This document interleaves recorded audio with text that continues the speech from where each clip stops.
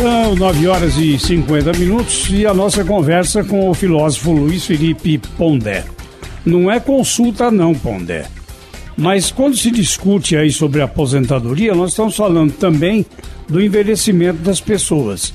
E parece que isso incomoda muita gente, né? Esses velhos aí que ficam dando despesa. Por que isso aqui no nosso país e no Ocidente de uma maneira geral? Ao contrário do que acontece no Oriente, né? Bom dia. Bom dia, Zé Paulo, bom dia a todos.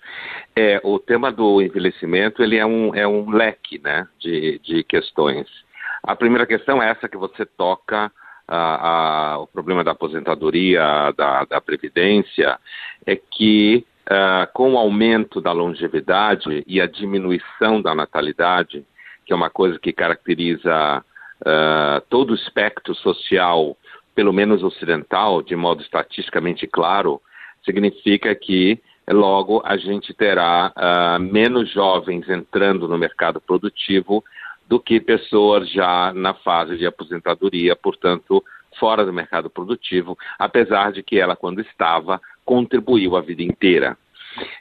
Isso significa que, por exemplo, hoje, se a gente tem aí cerca de 8 brasileiros trabalhando na atividade para um aposentado, até 2060, alguma coisa assim, talvez a gente caia para 3, 2 brasileiros trabalhando para um aposentado, mantendo essa taxa demográfica. Então, essa relação entre longevidade estendida e natalidade reduzida é uma questão que impacta diretamente a aposentadoria, que provavelmente, sei lá, daqui a alguns anos as pessoas vão se aposentar aos 90 anos de idade, se o conceito por si só não tiver desaparecido.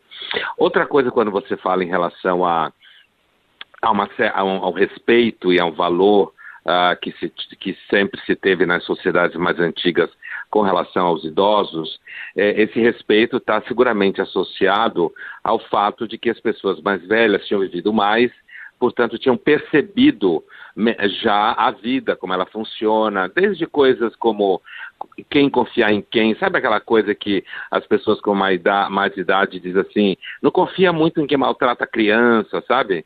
Não confia muito em quem chuta cachorro, essas coisas assim que tem a ver um pouco com uma sabedoria que você não estuda em nenhum doutorado, mas que é uma sabedoria que te impregna, né?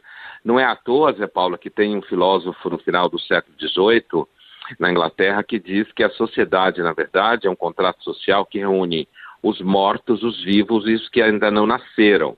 Esses mortos aí representam a sabedoria instalada, ancestral, que nos conduziu até aqui, e as pessoas mais idosas, elas seriam as depositárias vivas desse tipo de conhecimento. Em filosofia, você chama essa condição de narrador da vida. O que acontece hoje?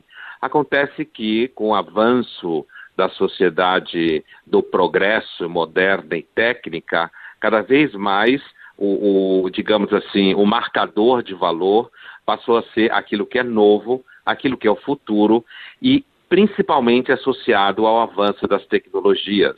Então você tem, por um lado, um aumento da longevidade, parte dessas pessoas longevas fora do mecanismo produtivo, fora das atividades que realizam aquilo que a economia reconhece não só como dinheiro, mas reconhece como valor agregado do ponto de vista do cotidiano das pessoas.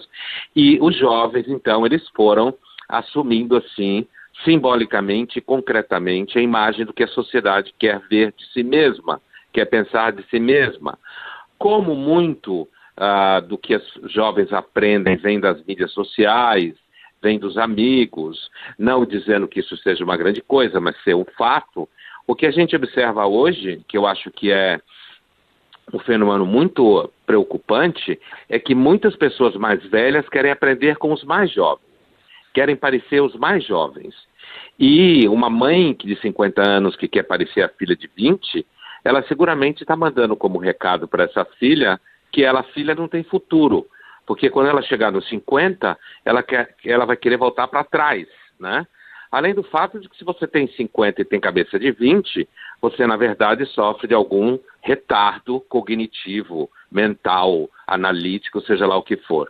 Então, Zé Paulo, essa relação entre longevidade estendida, natalidade reduzida e a alocação do valor social nos mais jovens gera uma série de questões que a gente está começando a enfrentar, inclusive uma maior arrogância por parte dos mais jovens, entendendo que eles são, na verdade, os que decidem tudo.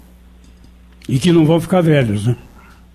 Então, exatamente isso, né, Zé Paulo? Que assim, e aí todas as tecnologias médicas e dermatos e estéticas, não estetizantes, elas estão aí justamente, você tem meninas com 25 anos fazendo botox, né? Com 20 anos fazendo pré-botox. Quer dizer, o horror ao envelhecimento carrega de forma escondida no seu bolso a ideia de que não haveria mais valor no envelhecimento.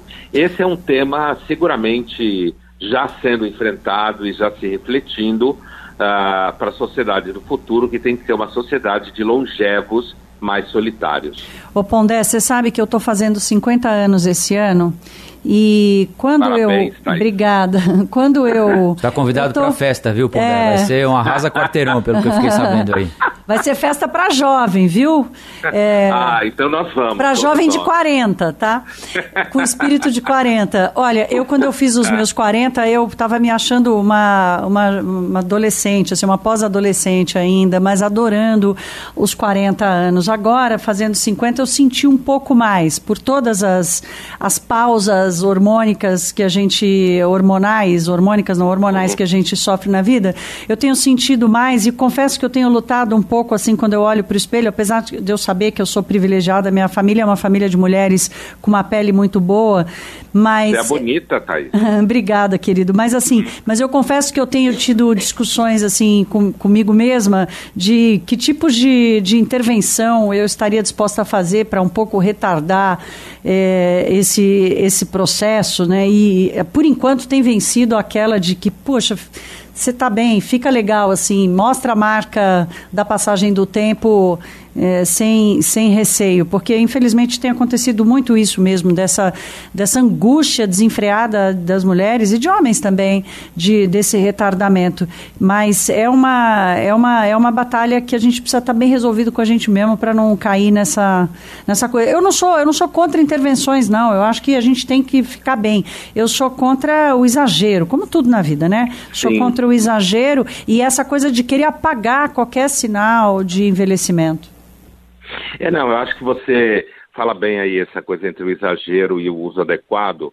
E do ponto de vista do mercado profissional, você tem profissionais, seguramente, que são profissionais mais cuidadosos, mais atenciosos, que entendem, então, aí um certo limite até onde você vai, a partir do qual você acaba aparecendo, sei lá, uma figura completamente artificial. E claramente existe aí no mercado pessoas que oferecem soluções milagrosas, que na maior parte das vezes custam caro e não oferecem nenhum milagre, porque diante de algumas situações não tem milagre. Agora, a experiência específica dos 50, 40, 60 anos, inclusive do ponto de vista hormonal, eu acho que depende muito assim do contexto da pessoa. O que eu quero dizer com isso? Depende um pouco da família onde ela está inserida, da herança genética que ela tem, né? A herança genética que ela tem é fundamental. Depende de como está a vida afetiva dela, se ela está amando, se ela é amada, se ela é reconhecida como objeto de amor, sendo o que ela é no sentido do estado, da idade que ela tem, porque o envelhecimento traz consigo uma coisa chamada amadurecimento, que às vezes está fora de moda, mas que é uma certa capacidade de você entender coisas e perceber coisas que os mais jovens simplesmente não têm a mínima noção. Os mais jovens são afoitos, né? Metem os pés pelas mãos, tendem a ser muito arrogantes em algumas coisas, principalmente dentro do cenário que eu dizia. Então, acho que o modo como a gente sofre, entre aspas, o envelhecimento e o amadurecimento, ele está associado muito a esse microcontexto, né? De como que anda a nossa capacidade de amar, ser amado, ser reconhecido, a vida profissional, como ela anda, né? Hoje é fundamental, como você se insere no contexto econômico que você tanto entende, quer dizer, o trabalho que você faz, como ele é reconhecido, isso também vai ajudar você a sentir uma pessoa ativa.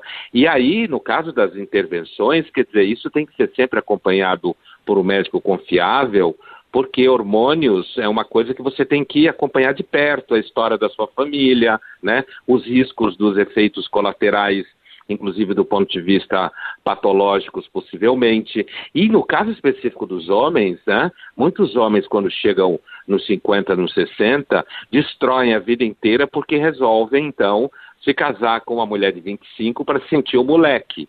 E, às vezes, não se trata de fazer juízo de valor, não que eu acho que não se tenha que fazer, eu faço muitas vezes em minhas discussões, mas nesse caso aqui, muitas vezes isso daí também acaba se transformando num objeto de sofrimento para ele, para a família dele, para as pessoas que estão à volta, porque então ele começa a achar que está ficando velho acabado, então ele acha que tem que andar com uma mulher de 25 anos do lado para ele achar que ele é continuamente jovem. Então, de intervenções cirúrgicas a intervenções afetivas, eu acho que é importante a gente refletir sobre esse assunto, inclusive porque ele rebate sobre os mais jovens, para eles não caírem naquilo que o Zé Paulo dizia há pouco, que é uma ilusão de que não vai envelhecer nunca, né?